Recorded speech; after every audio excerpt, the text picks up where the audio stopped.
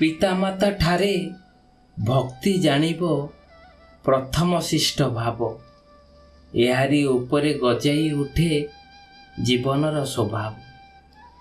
Prepaid ମୃତ୍ୟୁ କଥାଟା ଟିକେ ଅକପଟ ଲାଗିପାରେ ବନ୍ଧୁଗଣ, କିନ୍ତୁ ଅସୀମ ଅନନ୍ତ ସେଇ ବାପାଙ୍କ ସ୍ନେହ ପରା ନୁହେଁ। ଶ୍ରୀ ଶ୍ରୀ ଠାକୁରଙ୍କ ଭାବଧାରାରେ ଏକ ଜୀବନ ସତ୍ୟ ଘଟଣାଟିଏ ରଖିବି। ଜାଣିନି କେତେ ଭଲ ଲାଗିବ, ଶେଷ ପର୍ଯ୍ୟନ୍ତ ଶୁଣିବେ। ଭୁଲ ଥିଲେ କ୍ଷମା କରିବେ। ଆଜି ମୁଁ ଆପଣଙ୍କୁ ଏମିତି ଏକ କାହାଣୀଟିଏ କହିବି, ଯାହା ଶୁଣିଲେ ହୃଦୟ କମ୍ପି ଉଠିବ, ଆଖିରେ ଲୁହ ଆସିଯିବ ଏବଂ ଆପଣ ଆଜି ହିଁ ସବୁ କିଛି ଭୁଲି ନିଜ ପିତା ମାତାଙ୍କୁ ଫୋନ୍ କରିବାକୁ ବାଧ୍ୟ କରିବ। ତେବେ ଆସନ୍ତୁ ମୋର ଗୁରୁଙ୍କୁ ସ୍ମରଣ କରି ଆରମ୍ଭ କରିବା ଏ ବିଷୟଟି। ପରମ ପ୍ରେମମୟ ଶ୍ରୀ ଶ୍ରୀ ଠାକୁର ମୋର୍, ପରମ ଆରାଧ୍ୟା ଜଗଜ୍ଜନନୀ ଶ୍ରୀ ଶ୍ରୀ ବଡ଼ମା ମୋର୍, ପରମ ପୂଜ୍ୟପାଦ ଶ୍ରୀ ଶ୍ରୀ ବଡ଼ଦା ମୋର୍, ପୂଜ୍ୟପାଦ ଆଚାର୍ଯ୍ୟ ଦେବ ମୋର୍ ସଭିଙ୍କର ଆତୁଳ ଶ୍ରୀ ଚରଣରେ କୋଟି କୋଟି ଅନନ୍ତ କୋଟି ପ୍ରଣାମ ନିବେଦନ କରେ ଓ ମୋର ଏହି ଭିଡ଼ିଓ ଦେଖୁଥିବା ସମସ୍ତ ଇଷ୍ଟ ପ୍ରାଣ ଗୁରୁଭ୍ରାତା ଭକ୍ତିମୟୀ ମା ମାନଙ୍କୁ ମୋର ଅନ୍ତରରୁ ଶ୍ରଦ୍ଧା ପ୍ରୀତିର ଆନନ୍ଦିତ ଜୟଗୁରୁ ଭଲ ପାଇବା ଓ ପ୍ରଣାମ ନିବେଦନ କରେ। ବନ୍ଧୁଗଣ, ସବୁଦିନେ ଏମିତି ଆତ୍ମିକ କଥା ଶୁଣିବା ପାଇଁ, ଏ ଜୀବନକୁ ବଦଳାଇବା ପାଇଁ ଆମର ଏଇ ଛୋଟ ପ୍ରୟାସ ଜୟଗୁରୁ ପ୍ରାର୍ଥନା ଚ୍ୟାନେଲକୁ ସବସ୍କ୍ରାଇବ୍ କରି ପାଖରେ ଥିବା ବେଲ୍ ନୋଟିଫିକେସନର ଅଲ୍କୁ ଦବେଇ ରଖନ୍ତୁ। ଭଲ ଲାଗିଲେ ନିଜ ପ୍ରିୟଜନଙ୍କ ସହିତ ନିଶ୍ଚୟ ସେୟାର କରନ୍ତୁ। ତେବେ ପ୍ରଶ୍ନ ହେଉଛି, ଆମେ ଦୁନିଆରେ ସବୁ କିଛି ପାଇବାରେ ବ୍ୟସ୍ତ, ହାସଲ କରିବାରେ ଅଥବା ଜିତିବାରେ ବ୍ୟସ୍ତ ହୋଇ ରହୁଛେ। ଆମ ପାଇଁ ଜୀବନ ଦେଇଥିବା, ଆମର ଅଧୁରା ସ୍ୱପ୍ନକୁ ଜୀବନ୍ତ କରିଥିବା ମଣିଷମାନଙ୍କୁ ହରାଇ ଦେଉନାହୁଁ କି? ଶ୍ରୀ ଶ୍ରୀ ଠାକୁର କହୁଥିଲେ, ମାତା ପିତାଙ୍କ ସେବା ହେଉଛି ସଜୀବ ଧର୍ମ। ମାତା ପିତାଙ୍କ ସେବା କଲେ ଇହଲୋକ ଓ ପରଲୋକରେ କଲ୍ୟାଣ ହୁଏ, ଭଗବାନ ପ୍ରସନ୍ନ ହୁଅନ୍ତି। ତେବେ ପିତା ମାତା ଓ ଆଚାର୍ଯ୍ୟଙ୍କ ପ୍ରତି ଭକ୍ତି ହିଁ ପ୍ରକୃତ ଧର୍ମ, ଶାସ୍ତ୍ରାନୁମୋଦିତ। ଏହାଦ୍ୱାରା ତ୍ରିଲୋକ ଜୟ କରାଯାଏ।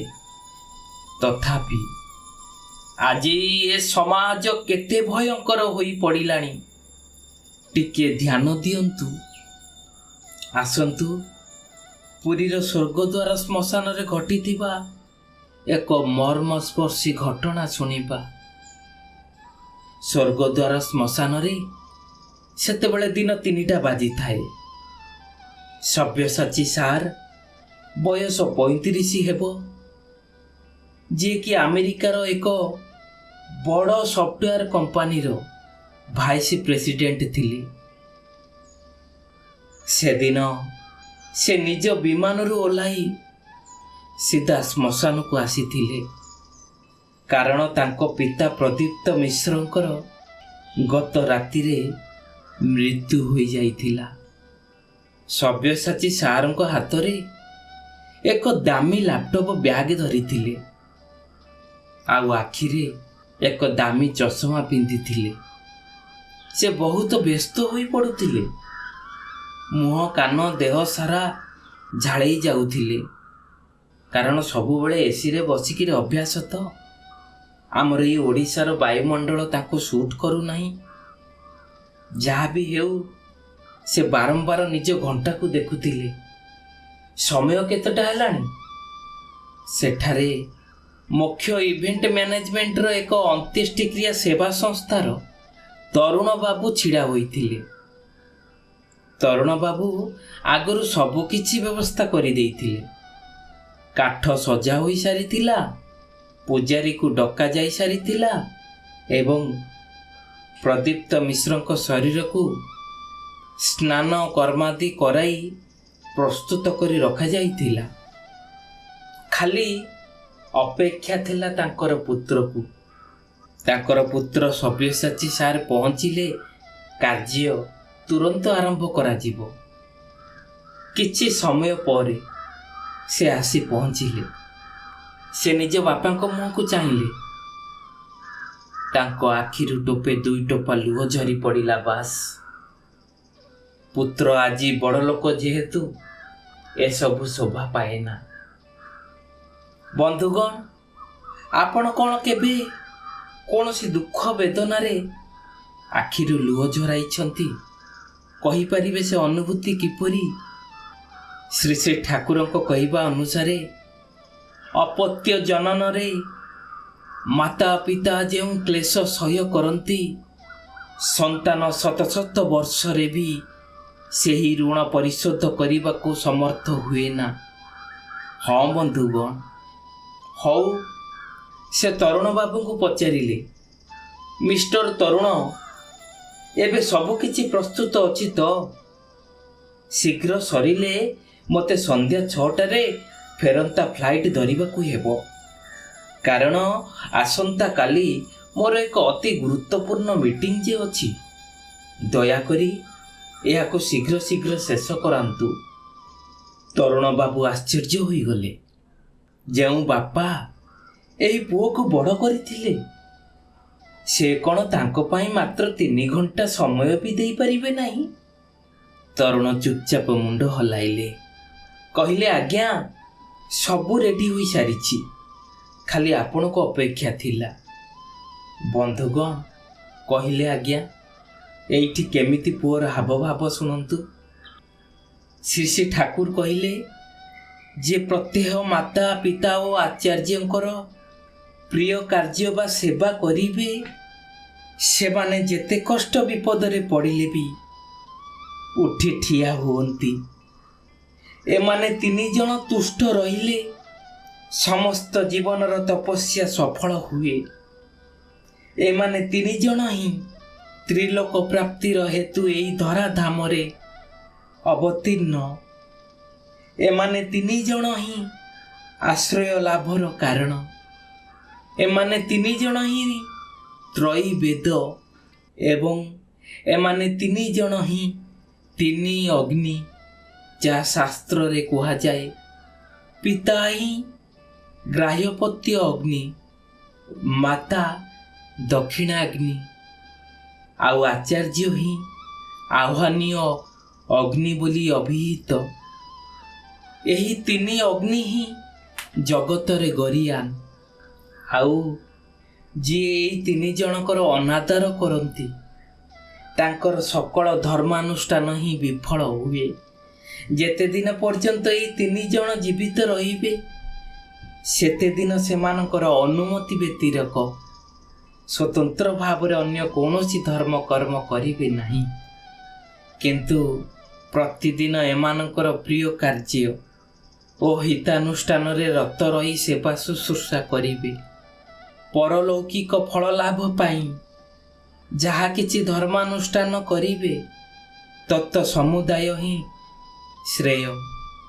ଯେହେତୁ ଏଇ 3 ଜଣ ଉକ୍ତ ରୂପେ ଶୁଶ୍ରୂଷିତ ହେଲେ, ପୁରୁଷର ସମୁଦାୟ କର୍ତ୍ତବ୍ୟ କର୍ମ ହିଁ ଶେଷ ହୁଏ।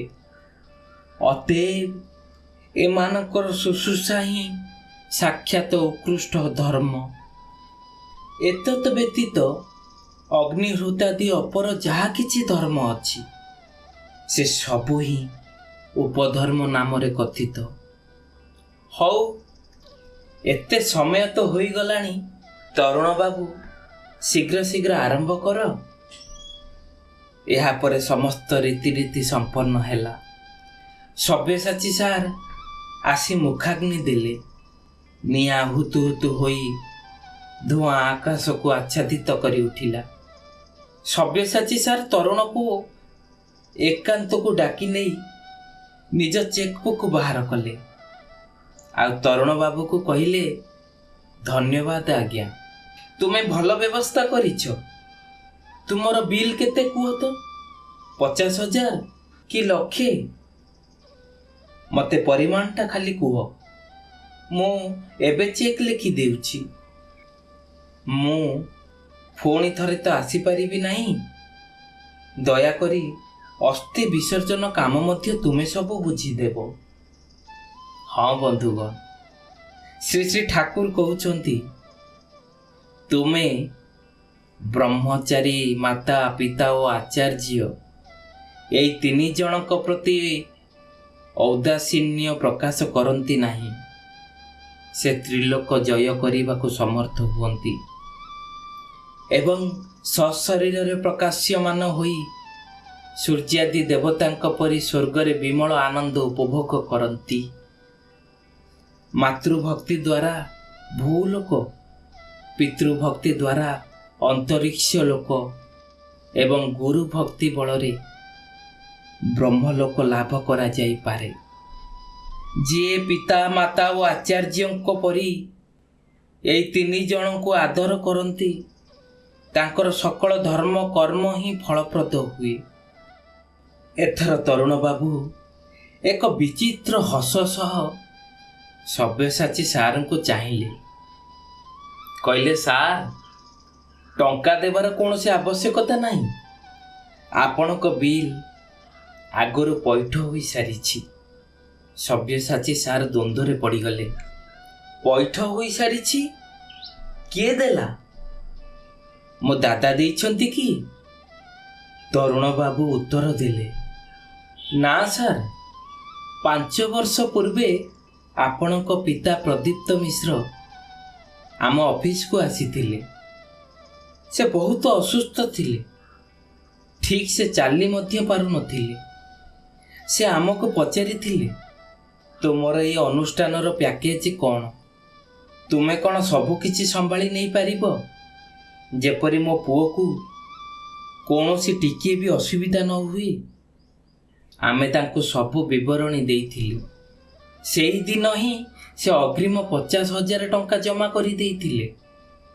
ଆଉ ସେ ମୋତେ ଏହି ଚିଠିଟି ଦେଇଥିଲେ। ସେ ମୋତେ କହିଥିଲେ, ଯେତେବେଳେ ମୋ ପୁଅ ଆସିବ ତାକୁ ଏହି ଚିଠିଟି ଦେଇଦେବ। ଆଉ ଯଦି ସେ ନ ଆସେ ତେବେ ତୁମେ ହିଁ ମୋର ଶେଷକୃତ୍ୟ ସମ୍ପନ୍ନ କରିଦେବ। ଏହା କହି ତରୁଣବାବୁ ସବ୍ୟସାଚୀ ସାର୍ଙ୍କୁ ସେଇ ଚିଠିଟି ବଢ଼ାଇଦେଲେ। ଥରୁଥିବା ହାତରେ ସବ୍ୟସାଚୀ ସାର୍ ତାକୁ ଖୋଲିଲେ। ତାଙ୍କ ବାପାଙ୍କର ସେଇ କମ୍ପିତ ହସ୍ତାକ୍ଷରରେ ଲେଖା ଥିଲା, ପ୍ରିୟ ସବ୍ୟସାଚୀ, ମୋ ପୁଅ, ମୁଁ ଜାଣେ ତୁ ବହୁତ ବ୍ୟସ୍ତ। ଆମେରିକାରେ ତୋତେ ନିଶ୍ୱାସ ନେବାକୁ ବି ସମୟ ମିଳୁନଥିବ। ମୁଁ ଜାଣେ ଯେ ଯେତେବେଳେ ତୁ ମୋ ମୃତ୍ୟୁର ଖବର ଶୁଣିବୁ ତୁ ବହୁତ ଚିନ୍ତିତ ହୋଇଯିବୁ। ଛୁଟି ମିଳିବ କି ନାହିଁ, ଟିକେଟ ମିଳିବ ତ, ମୋ ମିଟିଂରେ କ'ଣ ହେବ, ଏଇ ସବୁ ପ୍ରଶ୍ନ ତତେ ହଇରାଣ କରିବ। ମୋ ପୁଅ, ତୋର ସମୟ ଏବଂ ତୋ କ୍ୟାରିୟର ବହୁତ ଗୁରୁତ୍ୱପୂର୍ଣ୍ଣ ତୋ ପାଇଁ। ମୁଁ ତୋତେ ଏଥିପାଇଁ ବଡ଼ କରିଥିଲି ଯେପରି ତୁ ସାରା ଦୁନିଆଟି ଜିତିପାରିବୁ। ଜଣେ ବୁଢ଼ା ମଣିଷର ଶବ ପାଇଁ ନିଜର କ୍ଷତି କରନାରେ ପୁଅ। ସେଥିପାଇଁ ମୁଁ ମୋ ମୃତ୍ୟୁ ପାଇଁ ସବୁକିଛି ଆଗୁଆ ବ୍ୟବସ୍ଥା କରିଦେଇଛି। ମୁଁ ଏହି ସଂସ୍ଥାକୁ ଟଙ୍କା ଦେଇ ସାରିଛି। ଏମାନେ ସବୁ ବୁଝିଦେବେ। ଯଦି ତୁ ଆସିବୁ ତେବେ ଭଲ, ଆଉ ଯଦି ନ ଆସିବୁ ମୁଁ ଜମାରୁ ବି ରାଗିବି ନାହିଁ କି ମନ ଦୁଃଖ କରିବି ନାହିଁ। ମୋର ଶେଷରେ କେବଳ ଗୋଟିଏ ଅନୁରୋଧ, ଯେତେବେଳେ ପିଲାଦିନେ ମୁଁ ତୁମକୁ ସ୍କୁଲରେ ଛାଡ଼ିବାକୁ ଯାଉଥିଲି ମୁଁ କେବେ ବି ତୁମ ହାତ ଛାଡ଼ୁନଥିଲି। ଆଜି ଯେତେବେଳେ ତୁ ମୋ ଚିତାରେ ନିଆଁ ଦେବୁ ତୋ ହାତ ଯେପରି ନ ଥରେ। ଶୀଘ୍ର ଫେରିଯିବୁ। ତୋ ସ୍ତ୍ରୀ ଅପେକ୍ଷା କରିଥିବ। ଇତି ତୋର ବାବା। ହଁ ବନ୍ଧୁଗଣ, ଏ ଚିଠିଟି ପଢ଼ି ସାରିଲା ପରେ ଆଖି ଛଳଛଳ ହୋଇଯାଉଛି। ଚିଠିଟି ପଢ଼ିବା ପରେ ମନେ ପଡ଼ୁଛି ଠାକୁରଙ୍କର ସେଇ ଅମୃତ କଥା ପଦି। ଧରଣୀ ଉପରେ ତୁମେ ଯେଦିଗେ ଚାହିଁବ, ପିତା ମାତା ଭିନ୍ନ ତୁମେ କିଛି ନ ଦେଖିବ। ପିତା ମାତା ସର୍ବମୟ ଦେଖରେ ନିରେଖି, ପୂଜା କର ସେ ଦୁହିଁଙ୍କୁ ଜୀବ ହୃଦ ଖୋଲି। ଚିଠିଟି ପଢ଼ିବା ପରେ ସବ୍ୟସାଚୀ ସାରଙ୍କ ହାତରୁ ଚେକ୍ ବୁକ୍ଟି କାଦୁଅରେ ଖସି ପଡ଼ିଲା। ସେଇ ଶ୍ମଶାନରେ ଯେଉଁଠି କାଠ ଜଳିବାର ଶବ୍ଦ ଶୁଭୁଥିଲା, ସେଠାରେ ସବ୍ୟସାଚୀଙ୍କ ଅହଙ୍କାର ଏବଂ କ୍ୟାରିୟରର ସବୁ ଗର୍ବ କୁଆଡ଼େ ପାଉଁଶ ହୋଇଯାଇଥିଲା। ସେ ଆଣ୍ଠୁ ମାଡ଼ି ତଳେ ଥକା ହୋଇ ବସି ପଡ଼ିଲି। କହିଲେ, ବାବା ମୋତେ କ୍ଷମା କରିଦିଅ ବାବା। ସବ୍ୟସାଚୀ ସାର୍ ତରୁଣଙ୍କର ଗୋଡ଼ ଧରି ପକାଇଲେ। କହିଲେ, ତରୁଣ ବାବୁ, ମୁଁ ଆମେରିକା ଫେରିବାକୁ ଚାହୁଁନାହିଁ। ମୁଁ ମୋ ବାପାଙ୍କ ପାଖରେ ରହିବାକୁ ଚାହୁଁଛି। ମୁଁ କୋଟି କୋଟି ଟଙ୍କା ରୋଜଗାର କରିଛି, କିନ୍ତୁ ଶେଷରେ ଜଣେ ଭିକାରୀ ହୋଇଗଲି। ମୋ ବାପା ନିଜ ମୃତ୍ୟୁ ସମୟରେ ମଧ୍ୟ ମୋ ମିଟିଂ କଥା ଚିନ୍ତା କରୁଥିଲେ, ଆଉ ମୁଁ ତାଙ୍କ ଶେଷ କୃତ୍ୟର ମୂଲ୍ୟ ଚୁକାଉଥିଲି। ଆଉ ସେଦିନ ସବ୍ୟସାଚୀ ସାର୍ ନିଜ ଫ୍ଲାଇଟ୍ ଧରିପାରିଲେ ନାହିଁ। ସେ ସାରା ରାତି ସେଇ ଜଳୁଥିବା ଚିତା ସାମ୍ନାରେ ବସି ରହି କାନ୍ଦୁଥାନ୍ତି। ଶ୍ରୀ ଠାକୁର କହୁଛନ୍ତି, ପିତା ସେଇ ବୀଜ, ମା ସେଇ ମାଟି। ପିତାଙ୍କ ଭିତର ଦେଇ ପୂର୍ବପୁରୁଷଙ୍କର ବଂଶର ଧାରା ପ୍ରବାହିତ। ପିତାମାତାଙ୍କ ଭାବ ଦେଇ ହିଁ ସନ୍ତାନର ଉତ୍ପତ୍ତି। ତେଣୁ ପିତୃ ମାତୃ ଭକ୍ତି ସନ୍ତାନ ସନ୍ତତିଙ୍କ ଜୀବନରେ ଦେବଭାବ ବିକଶିତ କରେ। ଜୀବନକୁ ସୁନିୟନ୍ତ୍ରିତ କରିବାକୁ ହେଲେ ପିତୃ ମାତୃ ଭକ୍ତି ତାର ଭକ୍ତି ସ୍ୱରୂପ। ପିତା ମାତାଙ୍କୁ ଯେ ଶ୍ରଦ୍ଧା ଓ ମାନ୍ୟ କରି ଚାଲେ ନାହିଁ, ସେ କାହାରିକୁ ଶ୍ରଦ୍ଧା ଓ ମାନ୍ୟ କରିପାରେ ନା। ପିତାମାତା ପ୍ରତି ସହଜ ଅନୁରାଗ ଯାହାର ନାହିଁ, ତାର ଈଶ୍ୱରାନୁରାଗ ମଧ୍ୟ ନାହିଁ। ପିତା ମାତାଙ୍କ ସେବା କରିବା ଓ ତାଙ୍କ ପ୍ରାଣରେ ଶକ୍ତି ଓ ତୃପ୍ତି ଦାନ କରିବା ସନ୍ତାନର ଅବଶ୍ୟ କର୍ତ୍ତବ୍ୟ। କାରଣ ଶେଷରେ ସେ ବୁଝିପାରିଥିଲେ, ପ୍ରିପେଡ୍ କେବଳ ଏକ ସିମ୍ କାର୍ଡ଼ ପାଇଁ ହୋଇପାରେ ସତ, କିନ୍ତୁ ବାପାଙ୍କ ଭଲ ପାଇବା ପାଇଁ ବି ପ୍ରିପେଡ୍ ନୁହେଁ। ବାପାଙ୍କ ସ୍ନେହ ଅସୀମ ଅନନ୍ତ ଏବଂ ଦୁନିଆରେ କୌଣସି ବି ମୁଦ୍ରା ତାହା ପରିଶୋଧ କରିପାରିବ ନାହିଁ। ପ୍ରତ୍ୟେକଟି ସନ୍ତାନ ନିଜ ପିତୃକୃଷ୍ଟିକୁ ରକ୍ଷା କରିବା ନିମନ୍ତେ ଧରାପୃଷ୍ଠରେ ଜନ୍ମ ହୋଇଥାନ୍ତି। ଯାହାର ସେବାରେ ପିତାମାତା ସନ୍ତୁଷ୍ଟ ରହନ୍ତି, ସେହି ପୁତ୍ରକୁ ପ୍ରତିଦିନ ଗଙ୍ଗା ସ୍ନାନର ପୁଣ୍ୟ ଫଳ ମିଳେ। ମାତା ସର୍ବତୀର୍ଥମୟୀ, ପିତା ସମଗ୍ର ଦେବତାଙ୍କ ସଦୃଶ। ଏଣୁ ସବୁ ପ୍ରକାରରେ ପିତାମାତାଙ୍କ ପୂଜା କରିବା ସହିତ ଯିଏ ପିତାମାତାଙ୍କୁ ପ୍ରଦକ୍ଷିଣା କରେ, ତାହା ଦ୍ୱାରା 7 ଦୀପ୍ତ ଯୁକ୍ତ ସମଗ୍ର ପୃଥିବୀ ପରିକ୍ରମା ହୋଇଯାଏ। ମାତା ପିତାଙ୍କୁ ପ୍ରଣାମ କରିବା ବେଳେ ଯାହାର ହାତ, ଜଙ୍ଘ, ମସ୍ତକ ପୃଥିବୀରେ ପତିତ ହୁଏ ବା ସ୍ପର୍ଶ ହୁଏ, ସେ ଅକ୍ଷୟ ସ୍ୱର୍ଗ ଲାଭ କରେ। ଆଉ ଯେତେବେଳେ ପର୍ଯ୍ୟନ୍ତ ମାତା ପିତାଙ୍କ ଚରଣ ଧୂଳି ପୁତ୍ରର ମସ୍ତକରେ ବା ଶରୀରରେ ଲାଗି ରହିଥାଏ, ସେ ପର୍ଯ୍ୟନ୍ତ ସେ ଶୁଦ୍ଧ ରହିଥାଏ। ଯେଉଁ ପୁତ୍ର ପିତା ମାତାଙ୍କ ଚରଣ କମଳର ଜଳପାନ କରେ, ତାହାର କୋଟି ଜନ୍ମର ପାପ ନଷ୍ଟ ହୋଇଯାଏ। ଏଭଳି ମନୁଷ୍ୟ ସଂସାରରେ ଧନ୍ୟ, ଯିଏ ନୀଚ ପୁରୁଷ ମାତା ପିତାଙ୍କ ଆଜ୍ଞାକୁ ଉଲ୍ଲଙ୍ଘନ କରେ। ସେ ନରକରେ ବାସ କରେ। ଯିଏ ଅନ୍ଧ, ରୋଗୀ, ବୃଦ୍ଧ, ବଧିର ପିତାଙ୍କୁ ତ୍ୟାଗ କରି ଚାଲିଯାଏ, ସେ ମଧ୍ୟ ନରକରେ ବାସ କରେ। ତେଣୁ ପ୍ରତ୍ୟେକ ସନ୍ତାନ ନିଜ ନିଜର ପିତୃପୁଷ୍ଟିକୁ ରକ୍ଷା କରିବା ନିମନ୍ତେ ଧରାପୃଷ୍ଠରେ ଜନ୍ମ ହୋଇଥାନ୍ତି। ଏହି ପିତୃପୁଷ୍ଟି ଜଣେ ଶୈବ, ଶାକ୍ତ, ବୈଷ୍ଣବର ହେଉ ବା ଖ୍ରୀଷ୍ଟିଆନ, ମୁସଲମାନଙ୍କର ମଧ୍ୟ ହେଉ, ସେହି କୂଳରେ ଜନ୍ମ ହୋଇଥିବା ସନ୍ତାନର ପ୍ରଧାନ ଓ ପ୍ରଥମ କାର୍ଯ୍ୟ ହେଉଛି ପିତାଙ୍କ ପୃଷ୍ଟିକୁ ବହନ କରି ଚାଲିବା, ଅର୍ଥାତ୍ ତାହାଙ୍କୁ ପରିପୂରଣ କରିବାରେ ଏକାନ୍ତ ବ୍ରତୀ ହେବା।